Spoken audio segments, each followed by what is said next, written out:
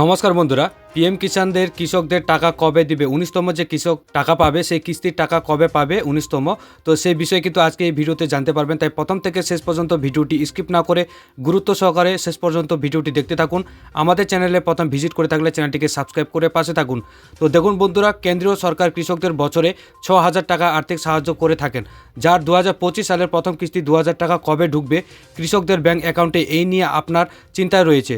তো প্রতিবেদনের মাধ্যমেই কিন্তু বা এই ভিডিওর মাধ্যমেই কিন্তু বিস্তারিত আজকের এই ভিডিওতে আলোচনা করব।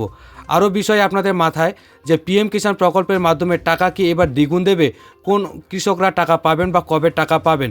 দেখুন, কেন্দ্রীয় সরকার যখন এই প্রকল্পের টাকা দেয় তার আগে ব্যানার কিংবা বিভিন্ন সংবাদ মাধ্যমে প্রচার চালিয়ে যায়, অর্থাৎ বর্তমানে 19তম কিস্তির টাকা কৃষকরা পেতে চলেছে, তবে এখনও পর্যন্ত তাদের কোনোভাবেই কিন্তু ব্যানার প্রকাশ করেনি অফিসিয়াল ওয়েবসাইটে। তাহলে কি টাকা আপনারা পাবেন না? তো আসলে এমনটা নয়, কেন্দ্রীয় সরকার এই প্রকল্পের টাকা টাইমলাইন অনুযায়ী দিয়ে থাকে। তো বর্তমানে যে কিস্তির জন্য আপনার অপেক্ষা করছেন, তো এই কিস্তির টাকা দেওয়ার সময়সীমা হলো ডিসেম্বর থেকে মার্চ মাস, কিন্তু আমরা বুঝতে পারছি পিএম কিষাণে যে সম্পর্কে বর্তমানে টাকা পাবো সেটি ডিসেম্বর থেকে মার্চ মাস পর্যন্ত। এর মানে এই টাকা আমরা ব্যাংক অ্যাকাউন্টে জানুয়ারি, ফেব্রুয়ারি, মার্চ এই 3 মাসের মধ্যে পাবো। তো কোন মাসে পাবো এই বিষয়টা জানতে আমরা কিন্তু এই ভিডিওটি করেছি।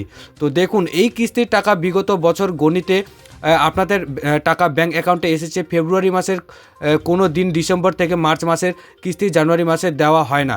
তো বিগত বছর তথা 2024 সালে এই কিস্তি দেওয়া হয়েছিল 19শে ফেব্রুয়ারি, আর তার আগে অর্থাৎ 2023 সালে এই কিস্তির টাকা দেওয়া হয়েছে 28শে ফেব্রুয়ারি কেন্দ্র সরকার, ঠিক আছে। তো অর্থাৎ বিগত বছরগুলির সময়সীমা দেখে আমরা স্পষ্ট বুঝতে পারছি যে পিএম কিষাণ প্রকল্পের মাধ্যমে টাকা ফেব্রুয়ারি মাসেই পাবেন। তবে বর্তমানে যেহেতু স্ট্যাটাস পরিবর্তন হয়ে গেছে, আর অপেক্ষা অবসান আপনাদের যে টাকা দেওয়ার আগে কেন্দ্রীয় সরকার আবার স্পষ্টভাবে ব্যানার অথবা সংবাদ মাধ্যমের প্রচার চালিয়ে যাবেন। তো যেখান থেকে আপনারা জানতে পারবেন, তাছাড়া আমাদের এই ভিডিওগুলির মাধ্যমেও কিন্তু জানতে পারবেন, প্রত্যেকটি আপডেট, গুরুত্বপূর্ণ আপডেট কিন্তু আপনারা জানতে পারবেন আমাদের এই বার্তা টপিক ইউটিউব চ্যানেল থেকে।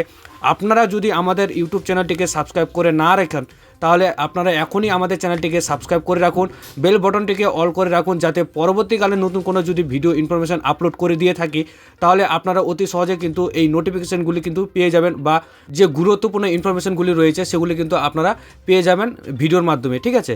তো দেখুন, 19তম যে কিস্তির টাকা সেটা কিন্তু জানুয়ারি, ফেব্রুয়ারি, মার্চ এই 3 মাসের মধ্যে দেওয়া হয়ে থাকে।